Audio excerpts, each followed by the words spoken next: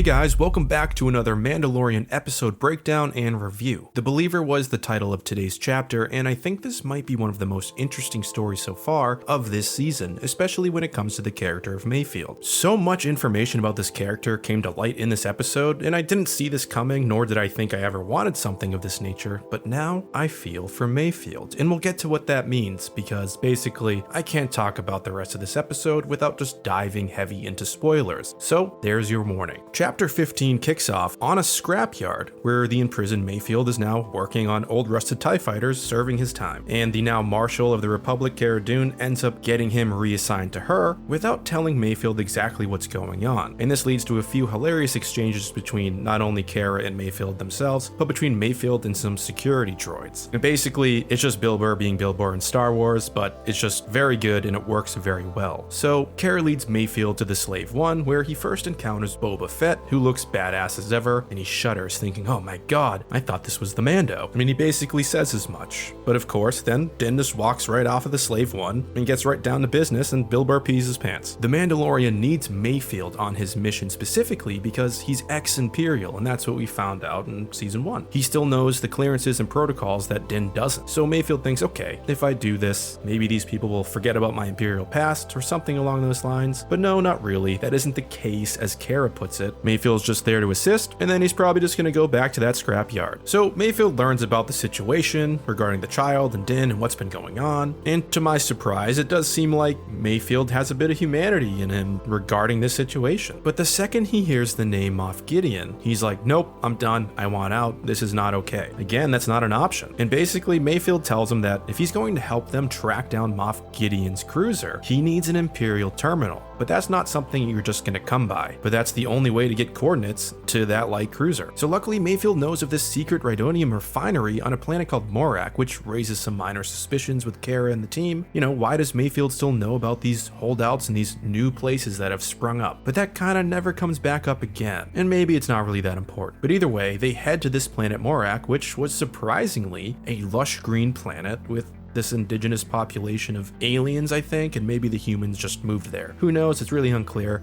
But very beautiful planet. Reminded me of Rogue One a bit. Now, the idea in the beginning here, once they get to the planet, is to steal one of their juggernauts and get into this facility, but the problem is that Fennec and Cara can't really assist because they are on the wanted list from the ISB, and well, mostly Cara is part of the Republic, so she'll be found out in a second. And now, I don't exactly remember what Mayfield said, since again, I've only watched this episode once, but he says something along the lines like a DNA scanner would pick Cara up immediately, and then it would just be guns out. And then Mayfield basically goes, I'm gonna have to do this alone because the Mandalorian can't take off his armor because of his creed and all that junk. He's kind of making fun of him. But Din decides to take the chance and go with Mayfield into the facility. So first they need to steal a juggernaut, which they do with the help of Cara, and then we get to see Din don some tank trooper armor, which was hilarious, and it was really funny to hear Mayfield just make fun of him about it, saying, oh, the shame. It was great. And now Mayfield and the Mando can drive through this tunnel and get back onto their route towards this facility, pretending to be these tank troopers so they can get access to a terminal. Now, as I said, the one thing I loved about this episode is Mayfield, and the dynamic between Din and Mayfield is amazing.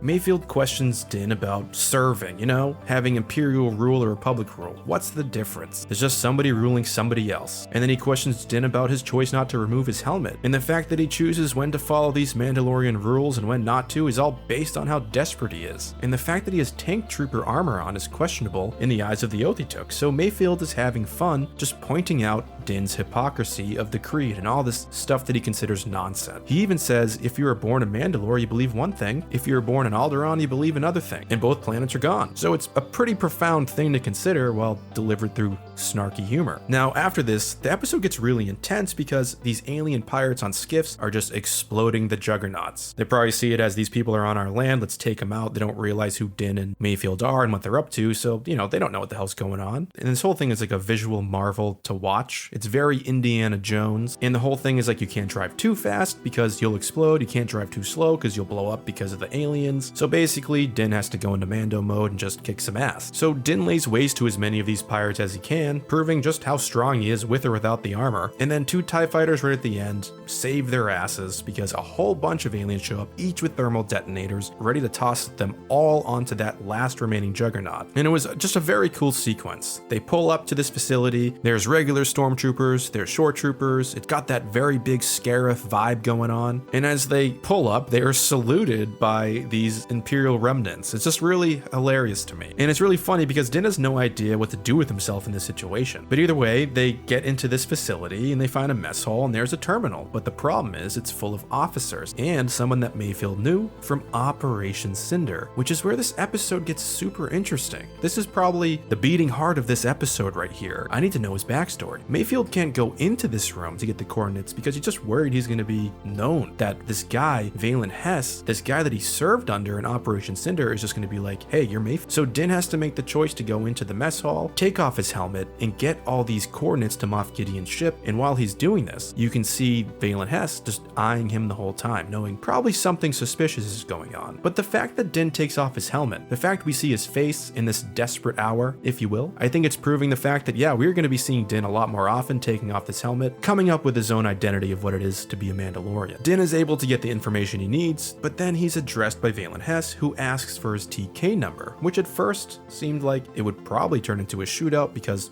Din has no TK number. But Mayfield saves the day with some arbitrary number. I believe it was TK 593 or 539, something like that. At least it appears like it was some arbitrary number he made up. And because Mayfield and Din were the only ones that survived their route back to the facility, Hess goes, let's all have a drink together. And this entire time, Din still does not have his mask back on. So he's just completely exposed this entire time. His face is out. And the other thing that was great is like just the explanation as to why Din didn't really address Hess appropriately is that apparently with this fake backstory that Mayfield gave him, he lost his hearing, so he didn't know what the hell was going on. And what's also equally funny is they say that Din's new nickname is Brown Eyes. I thought it was a real silly moment in the episode, but now I'm going to call the Mandalorian Brown Eyes forever. So they sit down together, and Van Hess wants to choose to something that's less rote, as he puts it, and you can tell that something's not okay. When I was first watching this, I had no idea what was going on. All I knew is that he knew this guy. And then Mayfield says, let's toast to Operation Cinder, which blew my mind. That was a huge reveal in this episode. Again, they're tying things into the Mandalorian in a way that works. That's how I'll put it. It works. And he tells Valen Hess, no, this isn't some sort of historical moment I remember. He goes, I was there at Burning Con, which was one of the Imperial planets destroyed in the operation at the hands of Hess. And Mayfield starts calmly grilling Hess about the amount of troops that were instantly vaporized, right? 5,000 to 10,000 troops, he says. And then he asks, were their deaths really good for them? And he does it in that way that like he's sick of the rationalizations of mindless death from the Empire. And Hess responds that they are heroes of the Empire. It's crazy, right? And then Mayfield reveals that he's lost comrades in this operation, finally hammering home what the problem is. He's lost people he loves, potentially family, who knows? But the Empire took everything from him. And we can see it in his face when Hess tells Mayfield that Operation Cinder will look like nothing compared to what they are going to do with the Rhydonium. When Mayfield hears this, you can actually see him trying to keep his composure, like he's trying to hold a bomb inside of him from going off. And the idea of something worse than Operation Cinder happening again seemed to trigger whatever PTSD he was trying to hide. It just completely came to the surface. And then Din's looking at him the entire time going, no, please don't. Stop. What are you doing? Stop. And finally, Mayfield just kills Valen Hess. He draws his blaster out and just shoots him point blank. And it was so cathartic for me because that guy was a psychopath. He does it in a blink of an eye, and then all of a sudden, a big shootout begins. Mayfield tells Din, put your helmet back on, and that he never saw his face. And I thought that was curious. It's showing a bit of honor and camaraderie now with the Mando. And just overall, like I said, all of this stuff that happens with Mayfield, it just makes me really like him beyond being just Bill Burr in space. So from here, the episode is pretty straightforward, and both Mayfield and Din escape with the aid of Fennec and Cara now that they have the information they need. Fennec and Cara are up way away, sniping out troopers as they attack Din and Mayfield. And then Boba Fett flies in with the Slave One to pick them up and get them to safety. And as they fly away, Mayfield takes one more shot at the refinery, focusing on an exposed area of the Rhydonium, and then the entire place goes up. He turns to Din and says something like, at least now we can sleep at night, which again hammers home to me this idea that Mayfield is dealing with some serious issues and trauma trauma from Operation Cinder and whatever it was that he lost, you know, whether it's the comrades, family, or something else. And I do hope that we find out more about this backstory. So as Team Mando leaves the atmosphere, 2 TIE fighters attempt to take out the Slave One, but we're talking about the Fets here, so Boba releases one seismic charge, which was a great throwback to Attack of the Clones, you know? I love that sound design, those you know, and he destroys the TIE fighters like they were nothing. And we also get a pretty great moment where Cara and Mando and the crew decide that Mayfield, because of his actions here, he can go free. You know, he proved to them he's not some Imperial sympathizer. He just took out the whole facility. It was like his revenge, right? And they use the explosion as a cover to say that Mayfield must have died there, so the Republic won't be after him anymore. And I thought that was a nice way to end their time together for now. So from here we transition to Moff Gideon's light cruiser, which now actually looks amazing compared to the previous episode. And he receives a transmission from Din, fully armored, looking imposing, and just ready to throw down. And he repeats back to Moff Gideon word for word, at least I think it's word for word, the speech that Moff Gideon gave Din on Navarro regarding the child and his importance. It's a very, very well crafted scene in my opinion, and I got chills hearing him repeat that to Moff Gideon. In my eyes, while Moff Gideon sighs and seems to show no emotion at this, I think, to be honest, he didn't realize the lengths that Din would go for the child, and based on that, this tactician might not be able to defeat Din after all. If he is capable of reaching him in his own cruiser, what else is he capable of? And I think it raises a lot of interesting questions for this next and final episode. So that's really it. Overall, this episode blew me away. I thought the locations in this episode were breathtaking. The opening scenes with the scrapyard were fascinating because of those Imperial Walker cargo lift things. They were super cool to look at, but the biggest thing about this episode for me was Mayfield's history being revealed, kind of, and his connection with Operation Cinder. It's a huge tragedy and something that's very real in our lives regarding war. When you lose people, tons of people you love in an instant, how can you even cope with it? This has been a thing going on in Star Wars forever. Hosnian Prime, Alderaan, there's a lot of people dealing with this kind of stuff. And in Mayfield's words, his way of getting that off his chest was killing Hess and taking out the facility. He took out the man responsible for his greatest loss. And, you know, that's how I read it. Maybe everybody reads it differently. But overall, 9 out of 10 episode. Fantastic. I'm curious as to how you all felt about this episode. Do you feel like now you love Mayfield like I do? Like, what a heartbreaking backstory. And the acting he did in this episode, while he is a comedian and has acted before, you could just,